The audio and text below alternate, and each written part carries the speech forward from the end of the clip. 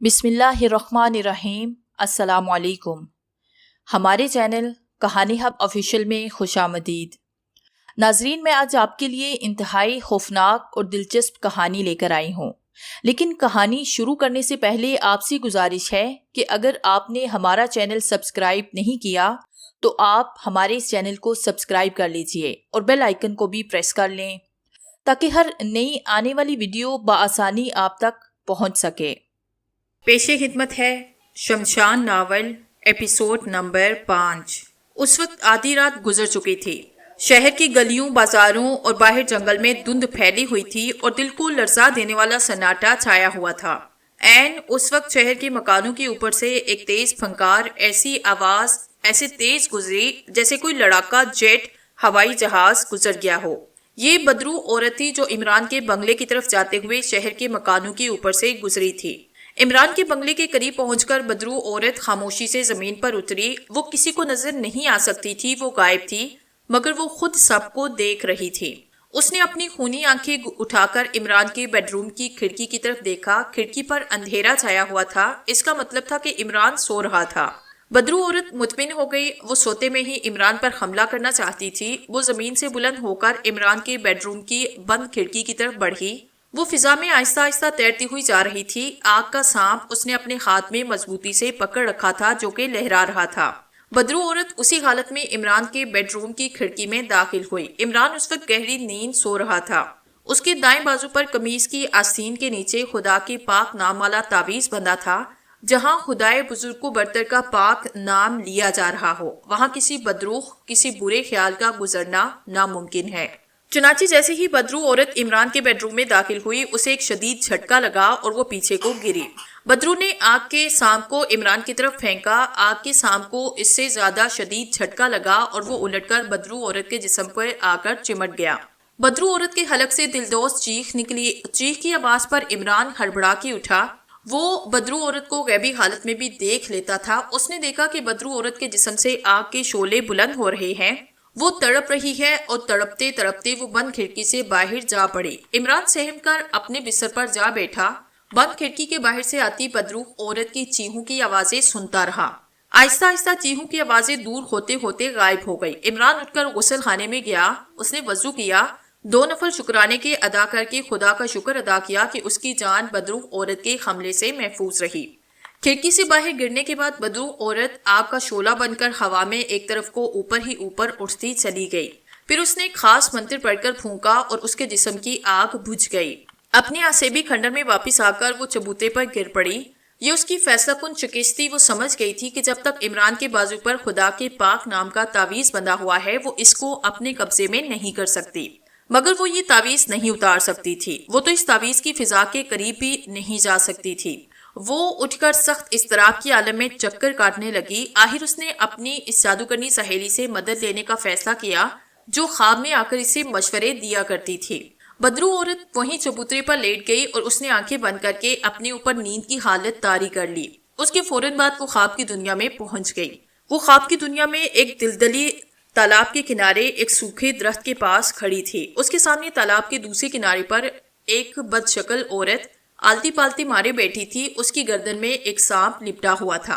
ये बदरू औरत की जादूगरनी सहेली थी जिसे मरे सैकड़ों साल हो चुके थे, मगर जिसकी रूह जादू टूना करने की गुनाह की सजा के तौर पर सैकड़ों सालों से भटकती फिर रही थी। और अभी न जाने उसे और कितने सैकड़ों हजारों साल इसी तरह बदरू बनकर भटकने फिरना था। बदरू औरत अपनी सहेली जादूगरनी के पास गई, उसे सारा माजरा सुनाया। सहेली जादूगरनी ने कहा, जब तक इमरान के बाजू पर खुदा के पाक नाम वाला तावीज बंधा हुआ है, तुम अपने मकसद में कामयाब नहीं हो सकती, क्योंकि हम अंधेरों की बदरूहें हैं। जहां खुदा के पाक नाम की नूरानी रोशनी होगी, वहां हमारा गुजरना मुमकिन है।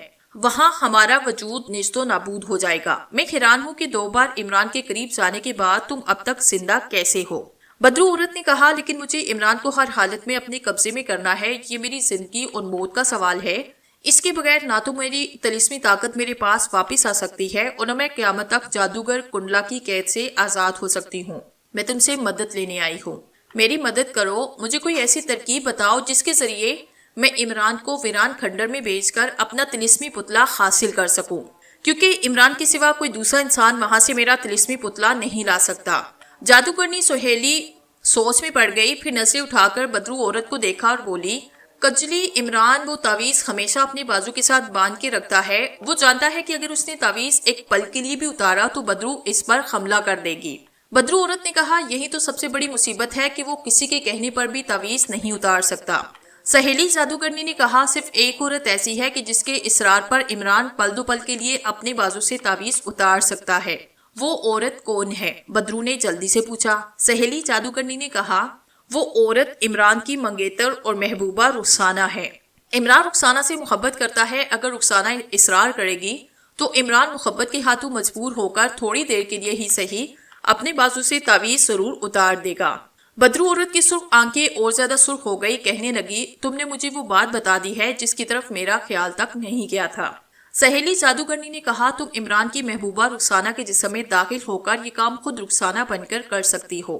بدرو عورت نے آگے بڑھ کر سہیلی جادوگرنی کا ہاتھ چوما اور بولی، میری سہیلی، تم نے مجھے راستہ دکھایا، اب مجھے یقین ہو گیا ہے کہ میں اپنے مقصد میں کامیاب ہو جاؤں گی۔ اس کے ساتھ ہی بدرو عورت کی نیند کھل گئی، وہ جلدی سے اٹھی، اس نے ایک مکروہ کہا لگا کر کہا، عمران، دیکھتی ہوں اب تم کیسے میرا حکم نہیں مانتے اور مجھے میرا پتلا لا کر نہیں دیتے۔ اس کے ساتھ ہی بدرو عورت غائب ہو گئی۔ اب اس بدرو عورت کا نشانہ رخسانہ تھی۔ بدرو عورت نے رخسانہ کو دیکھا ہوا تھا، اسے یہ بھی معلوم تھا کہ وہ کالج میں عمران کی کلاس فیلو ہے۔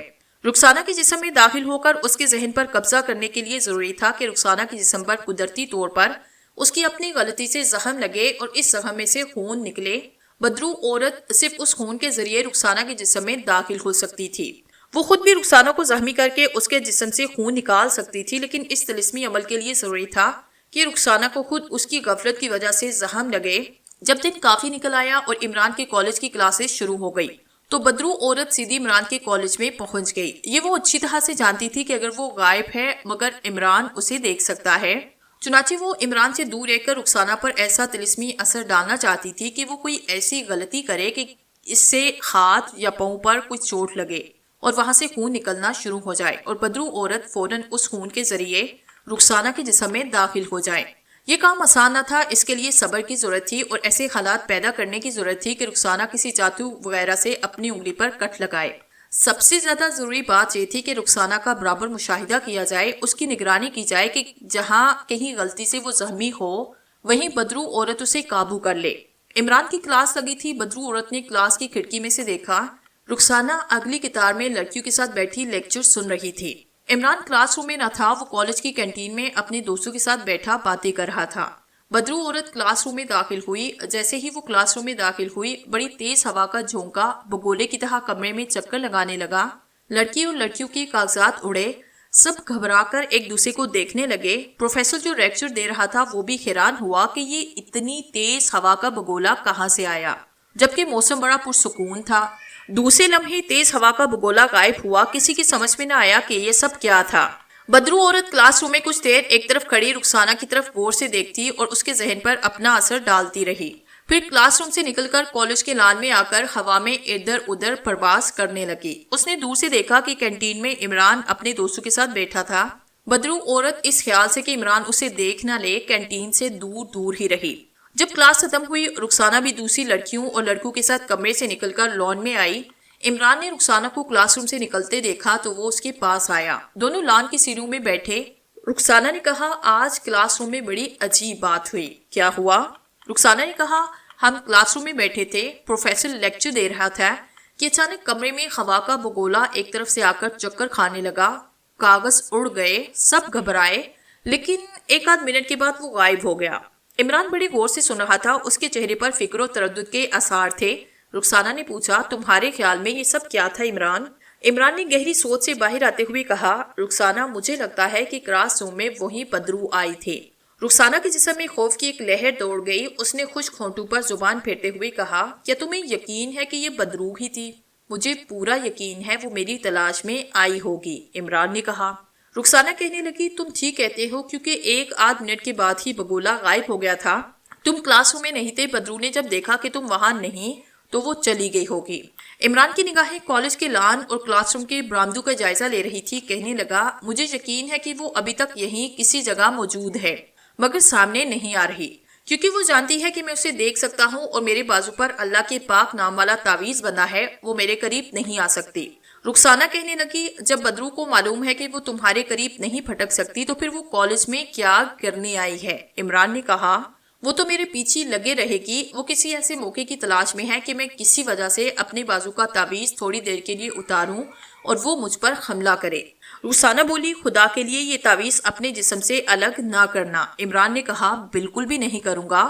رخسانہ کہنے لگی، اس بدرو کا تمہارے پیچھے لگنا ٹھیک نہیں، میں اسی وجہ سے پریشان ہو گئی ہوں۔ عمران نے کہا، بدرو میرے پیچھے اس وقت تک لگی رہے گی جب تک وہ میرے ذریعے اپنی طاقت کا طلسمی پتلا حاصل کرنے میں کامیاب نہیں ہو جاتی۔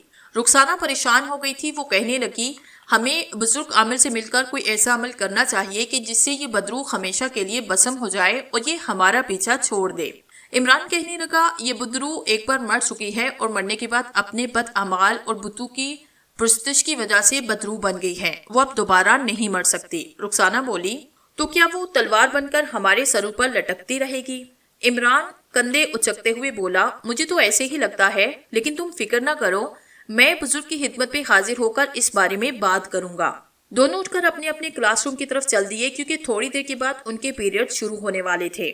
بدرو عورت دور ایک درخت کی اوٹ میں کھڑی ان دونوں کو دیکھ رہی تھی۔ بدرو عورت کا ٹارگٹ رخسانہ تھی، چنانچہ وہ برابر اس کی نگرانی کر رہی تھی۔ وہ اس موقع کی تلاش میں تھی کہ کسی لمحے کسی اتفاق سے رخسانہ کو کوئی زخم لگے، اس کے جسم سے خون بہے اور وہ اس خون کے ذریعے اس کے اندر داخل ہو کر اس کے ذہن پر قبضہ کرے اور اس کے ذریعے اپنا مطلب نکالے۔ اس کا مقصد عمران کے بازو پہ بندھا ہوا تعویذ اتروانا تھا اور پھر تعویذ کو غائب کرنا اور عمران کو اپنے قابو میں کرنا تھا۔ اس دفعہ بدرو عورت عمران کو غائب کر کے اسے ایسی جگہ لے جانا چاہتی تھی جہاں کوئی بھی شخص دوبارہ اس کے بازو پر دوسرا تعویذ نہ باندھ سکے اور وہ عمران کے ذریعے اپنے مقصد کو حاصل کرنے میں کامیاب ہو جائے۔ کالج سے فارغ ہونے کے بعد رخسانہ نے عمران کو اپنی گاڑی میں پہلے اس کے بنگلے پہ چھوڑا، پھر اپنے بنگلے پر آ گئی۔ بدرو عورت برابر اس کے پیچھے لگی تھی۔ شام کے وقت رخسانہ کچھ ضروری شاپنگ کے لیے اپنی گاڑی میں بیٹھ کر شہر کے ایک بہت بڑے شاپنگ پلازے میں آئی۔ اس نے کار پارکنگ سائیڈ میں ایک طرف کھڑی کی تو ایک کالی بلی جو ایک طرف بیٹھی تھی چیخ مار کر بھاگ گئی۔ رخسانہ حیران ہوئی کہ یہ بلی اسے دیکھ کر چیخ مار کر کیوں بھاگی۔ اسے معلوم نہیں تھا کہ بلی اسے دیکھ کر نہیں بلکہ اس کے ساتھ جو بدرو کھڑی تھی اسے دیکھ کر ڈر کر بھاگی تھی۔ جانور بدروؤں کو دیکھ لیتے ہیں اور ان سے ڈر کر بھاگ جاتے ہیں۔ رخسانہ شاپنگ پلازے میں داخل ہوئی۔ بدرو عورت غیبی حالت میں اس کے ساتھ ساتھ تھی۔ رخسانہ لیڈیز ڈریس سیکشن میں آ کر دیوار کے ساتھ ہینگرز پر لٹکے ہوئے عورتوں کے ملبوسات کو دیکھنے لگی۔ وہ اپنے لیے کوئی ریڈی میڈ سوٹ خریدنا چاہتی تھی۔ رخسانہ ایک ہینگر کو اتار کر ریشمی سوٹ کو دیکھ رہی تھی کہ اسے محسوس ہوا جیسے اس کے پیچھے کوئی کھڑا ہے۔ رخسانہ نے پلٹ کر دیکھا، پیچھے کوئی نہ تھا۔ رخسانہ وہاں سے کاسمیٹکس کے سیکشن میں آئی۔ یہاں وہ لپسٹک کے مختلف شیڈ دیکھ رہی تھی کہ اسے اپنے بالکل قریب کسی کے سانس لینے کی آواز سنائی دی۔ خوف کے مارے رخسانہ کے رونگٹے کھڑے ہو گئے۔ اس نے جلدی سے پلٹ کر دیکھا مگر اس دفعہ بھی اسے اپنے پیچھے کوئی انسان دکھائی نہ دیا۔ اچانک رخسانہ کو خیال آیا کہ کہیں بدرو عورت اس کا پیچھا نہ کر رہی ہو۔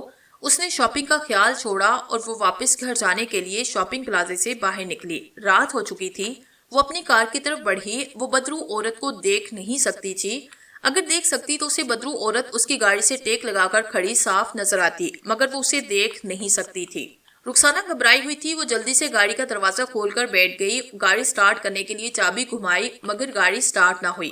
بدرو عورت کار کے پاس کھڑی بڑے غور سے رخسانہ کو کار سٹارٹ کرنے کی کوشش کرتے دیکھ رہی تھی۔ بدرو عورت کی طلسمی حس نے اسے خبردار کر دیا کہ جس سنہری موقع کی اسے تلاش تھی وہ موقع اسے ملنے والا ہے۔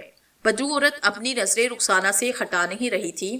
جب کار سٹارٹ نہ ہوئی تو رخسانہ گاڑی سے نکل کر بونٹ کے پاس آئی۔ اس نے بونٹ کو اوپر اٹھایا اور انجن میں کسی پلگ کو ٹھیک کرنے لگی۔ پھر اس نے بونٹ کو نیچے گرایا تو اس کے منہ سے ہلکی سی چیخ نکلی اور وہ اپنی انگلی کو دیکھنے لگی۔ اتفاق سے رخسانہ کی انگلی بونٹ گراتے وقت اس کے اندر آئی اور اس میں سے خون بہنے لگا۔ بدرو عورت نے اس منظر کو دیکھا تو اس کے حلق سے خوشی کی چیخ نکل گئی جسے رخسانہ نہ سن سکی۔ وہ اسی سنہری موقع کی تلاش میں تھی جو اب اسے میسر آ گیا تھا۔ رخسانہ کی انگلی سے خون بہ رہا تھا۔ وہ اس کو دبائے گاڑی میں بیٹھنے لگی تو بدرو عورت نے ایک منتر پڑھ کر پھونکا اور وہ رخسانہ کے خون کے ذرات میں مل کر اس کے جسم میں خلول کر گئی۔ گاڑی میں بیٹھے بیٹھے رخسانہ کو ایک جھٹکا سا لگا۔ ایک لمحے کے لیے اسے ایسے محسوس ہوا جیسے ہوا میں اڑ رہی ہے۔ اس نے آنکھیں بند کی. وہ یہی سمجھی کہ اسے چکر آ گیا تھا. جب اس نے دوبارہ آنکھیں کھولی تو اسے اپنا سر بوجھل محسوس ہوا, جیسے کسی نے اسے جکڑ رکھا ہو. اس نے اپنے آپ سے کہا مجھے کیا ہو گیا ہے, لیکن وہ خود بھی اس کا جواب نہ دے سکی. اسے لگا کہ اس کا جواب دینے کی طاقت ختم ہو چکی ہے. اس نے گاڑی سٹارٹ کی. گاڑی سٹارٹ ہو گئی. رخسانہ شاپنگ سینٹر کی پارکنگ سے گاڑی نکال کر اس کا موڑ کاٹ کر مال پر آ گئی. اسے محسوس ہو رہا تھا جیسے اس کی جگہ کوئی غیبی ہاتھ گاڑی کے اسٹیئرنگ کو ادھر ادھر حرکت دے رہا ہے. اس نے سوچنا چاہا کہ سب کچھ کیا ہو رہا ہے, مگر اس کے سوچنے کی صلاحیت بھی اسے جواب دے گئی تھی, جیسے وہ کسی دوسرے کے قبضے میں تھی اور اسی کے اشارے پر کام کر رہی تھی. وہ چوک آیا جہاں سے اس کے گھر کو راستہ جاتا تھا. رخسانہ نے اس طرف مڑنا چاہا, لیکن اس کے ہاتھوں نے اسٹیئرنگ کو بائیں جانب موڑا اور وہ سڑک پر آئی جو عمران کے بنگلے کو جاتی تھی. اس وقت عمران کھانا کھانے کے بعد ڈرائنگ روم میں اکیلا بیٹھا کتاب پڑھ رہا تھا. گھنٹی بجی. اس نے اٹھ کر دروازہ کھولا. سامنے رخسانہ کھڑی تھی. ارے رخسانہ, تم اس وقت خیریت تو ہے نا؟ اس نے حیران ہو کر پوچھا. رخسانہ نے دھیمی آواز میں کہا, تم سے ملنے کو جی چاہا, آ گئی. آؤ آؤ. عمران یہ کہہ کر رخسانہ کو اندر لے آیا. وہ اس کے ساتھ ہی صوفے پر بیٹھ گئی. اتنی بے تکلفی سے اور اتنے قریب رخسانہ اس کی منگیتر ہونے کے باوجود بھی نہیں بیٹھی تھی. عمران کو حیرانی ضرور ہوئی, مگر اس نے کوئی خیال نہ کیا. کیا پیو گی؟ رخسانہ نے کہا. میں صرف تم سے ملنے آئی ہوں. مجھے اپنا کمرہ نہیں دکھاؤ گے؟ کیوں نہیں, آؤ. عمران رخسانہ کو اپنے اسٹڈی روم میں لے گیا. چھوٹا سا کمرہ تھا جو کہ کتابوں سے بھرا ہوا تھا. ایک شیلف سب سے الگ نظر آ رہا تھا. اس پر خاطی دان کی پچکاری ہوئی تھی. یہ دیکھو, یہ وہ شیلف ہے جو کہ میں لے کر آیا. تمہیں پسند آیا؟ عمران نے پوچھا. رخسانہ نے شیلف پر ہاتھ پھیرتے ہوئے کہا, بہت اچھا ہے. اور وہ کرسی پر بیٹھ گئی. عمران بھی اس کے پاس بیٹھا. رخسانہ نے اس کی طرف گور کر دیکھتے ہوئے کہا, اب تو کسی بدروح نے تمہیں تنگ نہیں کیا نا؟ بالکل نہیں, عمران بولا. جب سے میں نے بازو پہ تعویذ باندھا ہے بدروح دفع ہو گئی ہے. رخسانہ کے حلق سے ایک عجیب سی کراہٹ کی دبی آواز نکلی. اس نے کہا, رات کو سونے سے پہلے یہ تعویذ اتار دیا کرو. اتنا زیادہ تعویذ باندھنا بھی ٹھیک نہیں. عمران نے کہا, یہ تم کیا کہہ رہی ہو رخسانہ؟ تمہیں نہیں پتا کہ اگر میں نے ایک لمحے کے لیے بھی تعویذ اتارا تو وہ بدروح مجھ پر حملہ کر لے گی. رخسانہ اٹھ کھڑی ہوئی کہنے لگی, میں جاتی ہوں. عمران کو تعجب ہو رہا تھا کہ یہ رخسانہ کو آج ہو کیا گیا ہے, کیسی بہکی بہکی باتیں کر رہی ہے. وہ تو کبھی سوچ بھی نہیں سکتا تھا کہ اس کے دل و دماغ پر بدروح کا قبضہ ہو چکا ہے اور جو بدروح کہتی ہے وہی وہ بول رہی ہے. رخسانہ چلی گئی. عمران خیالات میں الجھا ہوا اپنے بیڈ روم میں آ کر بستر پر لیٹا اور سوچنے لگا کہ کہیں رخسانہ نے کوئی نشہ تو نہیں کیا ہوا. لیکن وہ ایسی لڑکی نہ تھی. کچھ دیر کے بعد عمران بھی بتی بجھا کر سو گیا. رخسانہ گاڑی چلاتی مال روڈ پر آئی. اب اس کی سوچنے سمجھنے کی رہی سہی صلاحیت بھی سلب ہو گئی تھی. اس کے اندر بیٹھی ہوئی بدروح عورت اسے احکامات دے رہی تھی. بدروح عورت نے کہا, تم تھوڑی دیر کے بعد عمران کے بیڈ روم میں جاؤ گی اور اس کے بازو پر بنا ہوا تعویذ اتار کر لے آؤ گی. رخسانہ کے ہونٹوں سے اپنے آپ نکلا, میں ایسا ہی کروں گی. بدروح عورت نے رخسانہ کے ذہن میں بیٹھے بیٹھے کہا, تم ایک گھنٹہ شہر کے ارد گرد چکر لگاتی رہو. رخسانہ نے اپنے گاڑی کو شہر سے باہر جانے والی سڑک پہ ڈالا. وہ شہر سے دور نکل گئی. اس کے بعد شہر کے گرد جو سڑک بنی تھی اس پہ آئی. رات گہری ہوتی جا رہی تھی. سڑک اندھیرے میں خالی اور سنسان تھی. رخسانہ ایک گھنٹے تک اس سڑک پر شہر کے گرد چکر لگاتی رہی. پھر بدروح عورت نے اسے کہا, اب عمران کے بنگلے کی طرف چلو. رخسانہ ایک بار پھر بدروح عورت کے حکم پر عمل کرتی ہوئی عمران کے بنگلے پر آئی. اس نے بدروح عورت ہی کے اشارے پر گاڑی بنگلے کے عقب میں اس جگہ کھڑی کی جس طرف عمران کے بیڈ روم کی کھڑکی تھی. عمران کے بیڈ روم کی کھڑکی بند تھی. بدروح عورت نے اسے حکم دیا, گاڑی سے نکل کر بیڈ روم کی کھڑکی میں سے اندر جاؤ. تم بند کھڑکی میں سے گزر جاؤ گی. عمران گہری نیند سو رہا ہے. تمہیں اس کی سائڈ ٹیبل پر ایک کینچی بڑی ملے گی. وہ کینچی لے کر عمران کے بازو پر بندھے ہوئے تعویذ کا دھاگا کاٹو اور تعویذ لے کر یہاں آ جاؤ. جاؤ, جلدی کرو. رخسانہ ایک ایسے انسان کی طرح جس پر کسی نے جادو کر رکھا ہو عمران کے بیڈ روم کی کھڑکی کی طرف بڑھی. کھڑکی کے پاس آتے ہی وہ خود بخود زمین سے 3-4 فٹ بلند ہوئی. پھر وہ اسی طرح بند کھڑکی کی طرف بڑھی اور اس میں سے گزر گئی. اب وہ عمران کے بیڈ روم میں تھی. کمرے میں اندھیرا تھا مگر رخسانہ اندھیرے میں سب کچھ دیکھ رہی تھی. اس نے دیکھا کہ عمران کے پلنگ کے پاس جو چھوٹا سا سائڈ ٹیبل ہے اس پر ایک کینچی پڑی ہے. رخسانہ نے کینچی اٹھائی, عمران کی طرف بڑھی. عمران بستر پر اس طرح سو رہا تھا کہ اس کا وہ بازو جس پر تعویذ بندھا تھا اس کے جسم کے نیچے آیا ہوا تھا. رخسانہ ایک خاموش مجسمے کی طرح اسی جگہ کھڑی رہی. کچھ دیر کے بعد عمران نے کروٹ بدلی. اس کا تعویذ والا بازو اوپر آیا. عمران صرف بنیان پاجامہ پہنے سو رہا تھا. اس کے ننگے بازو پر بنا ہوا تعویذ صاف نظر آ رہا تھا. اس وقت بدرو رخسانہ کے پاس نہ تھی، لیکن رخسانہ کے دماغ پر ضرور اس کا قبضہ تھا اور بدرو عورت بیڈ روم کے باہر گاڑی کے پاس کھڑی اسے اپنے اشاروں پر چلا رہی تھی۔ وہ اللہ کے پاک نام والی تعویذ کے قریب آنے کی جرأت نہیں کر سکتی تھی، اس لیے وہ خود پیچھے رہی۔ اس نے رخسانہ کے دماغ میں سرگوشی کی، کینچی سے تعویذ کاٹ کر میرے پاس لے آؤ۔ رخسانہ بدرو کے طلسمی اثر میں تھی، اس نے وہی کیا جو بدرو عورت اسے کہہ رہی تھی۔ اس نے کینچی آگے بڑھائی، بڑی احتیاط کے ساتھ عمران کے بازو پہ بندھے ہوئے تعویذ کا دھاگا کاٹا۔ عین اس وقت رخسانہ کے ذہن میں بدرو کی سرگوشی آواز آئی، تعویذ کو اٹھا کر اپنے پرس میں رکھو۔ رخسانہ نے تعویذ اٹھایا، اسے اپنے پرس میں رکھا۔ بدرو نے سرگوشی کی، اب کھڑکی کے راستے باہر آ کر اپنی گاڑی میں بیٹھ جاؤ۔ رخسانہ پلٹ کر کھڑکی کی طرف آئی، کھڑکی اگرچہ بند تھی مگر وہ بند کھڑکی میں سے باہر نکل گئی۔ اس کی گاڑی درخت کے نیچے اندھیرے میں کھڑی تھی۔ رخسانہ آہستہ آہستہ چلتی جیسے خواب میں چل رہی ہو گاڑی میں آ کر ڈرائیور سیٹ پر بیٹھ گئی۔ بدرو عورت گاڑی کے اوپر کافی بلندی پر درخت میں بیٹھی تھی۔ اس نے سرگوشی میں رخسانہ کو حکم دیا، گاڑی لے کر دریا کی طرف چلو۔ رخسانہ نے گاڑی سٹارٹ کی اور دریائے راوی کی طرف چل پڑی۔ بدرو عورت گاڑی کے اوپر کافی بلندی پر ساتھ ساتھ پرواز کر رہی تھی۔ چونکہ اللہ کے پاک نام والا تعویذ رخسانہ کے پرس میں تھا، اس لیے وہ رخسانہ کے قریب نہیں آ سکتی تھی۔ رخسانہ کے دماغ پر بدرو عورت کے عصبی اثرات کا قبضہ تھا، وہ اسے اس کی مرضی کے مطابق چلا رہی تھی۔ گاڑی جب دریا کے پل پر آئی تو بدرو عورت نے رخسانہ کو حکم دیا، گاڑی کو ایک طرف کھڑے کرو۔ رخسانہ نے گاڑی پل کے ایک جانب جنگلے کے پاس کھڑی کی۔ بدرو عورت نے اس کے ذہن میں سرگوشی کی، اب پرس میں سے تعویذ نکال کر اسے دریا میں ڈال دو۔ رخسانہ کو کچھ معلوم نہ تھا کہ وہ کیا کر رہی ہے اور کہاں پر ہے۔ اس نے پرس کھول کر اس میں سے تعویذ نکالا، اسے دریا میں ڈال دیا۔ جیسے ہی تعویذ دریا کی لہروں میں گم ہوا، بدرو عورت تیزی سے نیچے آئی اور رخسانہ کے ذہن میں سرگوشی میں کہا، تم یہاں سے واپس اسی شاپنگ پلازے کے باہر جا کر گاڑی میں کھڑی ہو جاؤ جہاں سے تم چلی تھی۔ رخسانہ نے گاڑی سٹارٹ کی اور پل پر سے گاڑی کو موڑ کر اپنا رخ شہر کی طرف کر لیا۔ وہ شہر کی جگمگاتی سڑکوں پر اس طرح گاڑی چلا رہی تھی جیسے وہ خواب کے عالم میں گاڑی چلا رہی ہو۔ وہ مال روڈ پر آئی اور پھر اس نے گاڑی شاپنگ پلازے کی طرف پارکنگ میں جا کر اس جگہ کھڑی کی جہاں سے اسے بدرو نے اپنے قبضے میں کیا تھا۔ اچانک سے رخسانہ کو ایک جھٹکا لگا اور اس کی آنکھ کھل گئی۔ اس نے دیکھا کہ وہ گاڑی میں بیٹھی ہے اور اسٹیئرنگ پر سر رکھے جیسے گہری نیند سو رہی تھی۔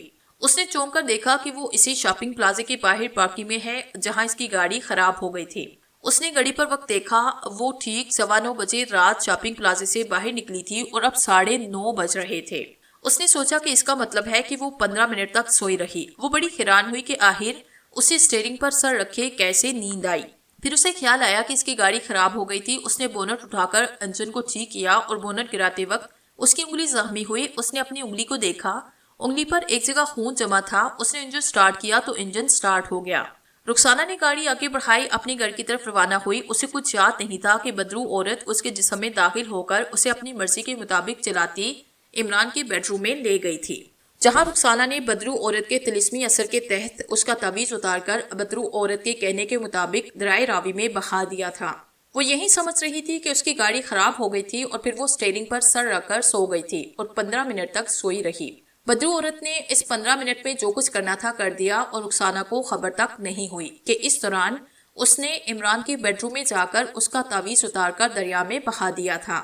اسے یہ بھی یاد نہیں تھا کہ اس سے پہلے وہ عمران کے بنگلے میں اس کے ڈرائنگ روم میں بھی جا کر اسے ملی تھی اور اس کے بازو سے تعویذ اتروانے میں ناکام رہی تھی۔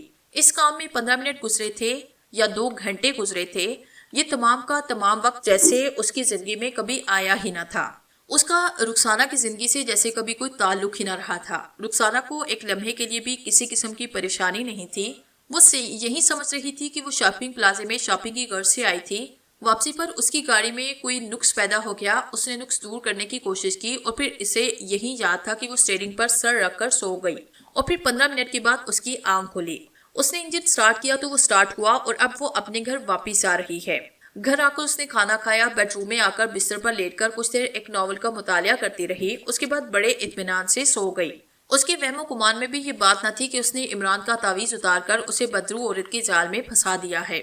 عمران کو بھی علم نہ ہو سکا کہ سوتے میں کسی نے اس کے بازو پر بندھا ہوا وہ تعویذ جس نے اسے بدرو عورت کے آسیب سے بچایا تھا اتار دیا اور اب وہ بدرو عورت کے رحم و کرم پر ہے۔ وہ اسی طرح گہری نیند سو رہا تھا۔ اس کے بیڈ روم کی بتی بجھی تھی، صرف روشن دان میں سے ستاروں کی دھیمی دھیمی روشنی اندر آ رہی تھی۔ بدرو عورت کے لیے اب میدان صاف تھا۔ جیسے ہی رخسانہ نے تعویذ پل پر سے دریا میں گرایا، بدرو عورت پورے طور پر رخسانہ کے جسم میں داخل ہوئی اور اسے شاپنگ پلازے کے پارکنگ میں چھوڑ کر اس کے جسم سے نکل آئی اور ایک سیٹنگ سے بھی کم مدت میں عمران کے بیڈ روم میں پہنچ گئی۔ اس نے ایسی نظروں سے بستر پر سوئے ہوئے عمران کو دیکھا جیسے کوئی خونخوار درندہ اپنے مارے ہوئے شکار کو دیکھتا ہے۔ بدرو عورت جانتی تھی کہ ایسا سنہری موقع اسے دوبارہ نہیں مل سکے گا۔ اسے جو کچھ کرنا تھا اسی وقت اسی لمحے کر ڈالنا تھا۔ عمران اس کی نجات کی، اس کی طاقت کی واپسی کی آخری امید تھی۔ بدرو عورت نے اپنے حلق سے ایک ڈراؤنی آواز نکالی۔ اس آواز سے کمرے کی دیواریں لرز اٹھی۔ عمران ہڑبڑا کر اٹھا۔ اس نے اپنے سامنے خوفناک چہرے والی بدرو عورت کو کھڑے دیکھا تو خوف کے مارے اس کا رنگ زرد ہو گیا۔ اسے تعویذ کا خیال آیا۔ اس نے بڑی ہمت کر کے بدرو عورت سے کہا، منحوس بدرو، تو میرا کچھ نہیں بگاڑ سکتی، میرے بازو پر خدا کے پاک نام والا تعویذ ہے۔ بدرو عورت نے ایک مکروہ قہقہا لگایا اور بولی، اگر تمہارے بازو پر تعویذ بندھا ہوا ہوتا تو میں اس کمرے میں داخل نہ ہو سکی۔ میرا یہاں موجود ہونا اس بات کا ثبوت ہے کہ جس تعویذ کی وجہ سے تم مجھ سے بچے تھے وہ اب تمہارے پاس نہیں رہا۔ عمران نے جلدی سے اپنے بازو کو دیکھا۔ اس کے بازو پر سے تعویذ غائب تھا۔ عمران سکتے میں آیا، اس کا تعویذ کہاں چلا گیا؟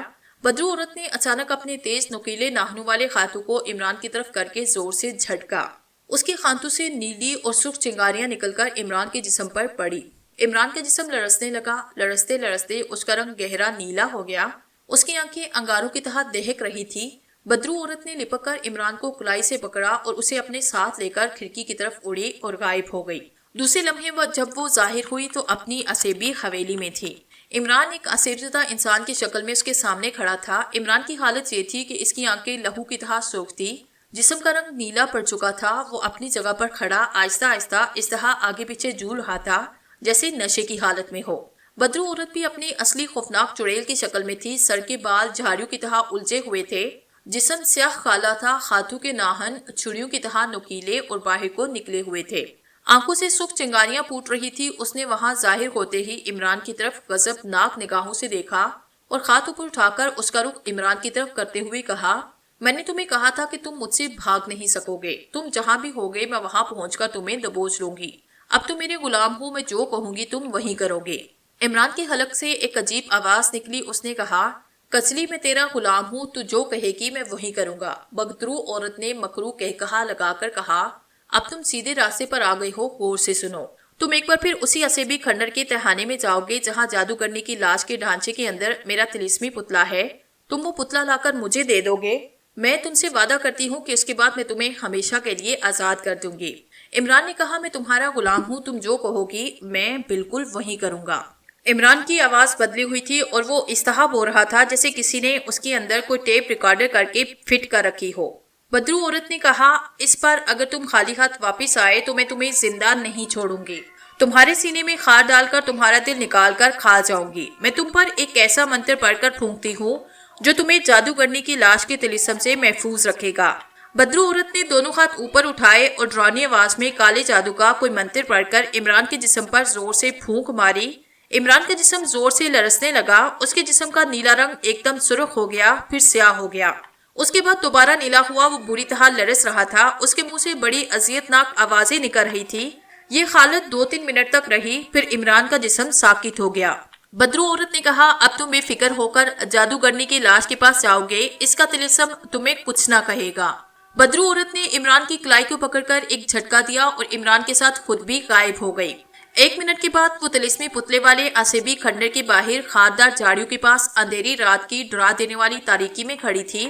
عمران اس کے پاس کھڑا تھا۔ بدرو نے عمران کو حکم دیا، میں اس جگہ کھڑی رہوں گی، تم اندر جاؤ گے اور جیسا میں نے کہا ویسے ہی کرو گے، جاؤ۔ عمران ایک سحر زدہ آدمی کی طرح کھنڈر کی شکستہ دیوار کے ساتھ چلنے لگا، جہاں کھنڈر کی دیوار میں جھاڑیوں میں چھپا ہوا خفیہ سرنگ کا دہانہ تھا۔ وہاں جھاڑیوں کو ہٹاتے ہوئے عمران کو پہلے ایک جھٹکا لگا۔ یہ اس کھنڈر کے ارد گرد کیے ہوئے سینکڑوں برس پرانے طلسم کا اثر تھا، مگر عمران پر اس کا اثر بڑا ہی کمزور ہوا تھا۔ وہ سرنگ میں داخل ہوا۔ سرنگ میں بھی طلسمی لہریں چاروں طرف پھیلی ہوئی تھی اور عمران کے جسم سے بار بار ٹکرا کر اسے جلا کر بھسم کرنے کی کوشش کر رہی تھی، مگر بدرو عورت کے منتر کی وجہ سے جو اس نے عمران کے جسم پر پھونکا تھا، یہ لہریں اس کا کچھ نہیں بگاڑ سکتی تھی۔ سرنگ میں ایک زندہ لاش کی طرح چلتے ہوئے عمران اس تہانے میں پہنچا جہاں چبوترے پر جادوگرنی کی سرخ چادر میں ڈھکی ہوئی لاش کا ڈھانچہ پڑا تھا۔ عمران اس کے قریب آیا تو اسے اوپر تلے 3-4 شدید جھٹکے لگے۔ عمران گرتے گرتے بچا۔ اس وقت عمران کے ذہن میں سوائے اس خیال کے اور کچھ بھی نہیں تھا کہ اسے لاش کے ڈھانچے میں سے بدرو عورت کا طلسمی پتلا لا کر اسے دینا ہے۔ اس کا دل و دماغ پوری طرح بدرو عورت کے طلسمی اثر میں تھا۔ عمران نے میکینیکل رپورٹ کی طرح ہاتھ آگے بڑھا کر لاش کے ڈھانچے پر سے چادر ہٹائی۔ ڈھانچے کی کھوپڑی کی آنکھوں کے سوراخ میں سے سرخ روشنی کی شعاعیں نکل کر عمران پر پڑی۔ عمران کو جیسے کسی نے پیچھے کی طرف دھکا دیا، مگر عمران اپنی جگہ پر کھڑا رہا۔ اس نے دیکھا کہ لاش کے ڈھانچے کی پسلیوں کے اندر ایک سیاہ ڈبہ رکھا تھا۔ یہی وہ ڈبہ تھا جس میں بدرو عورت کا طلسمی پتلا تھا۔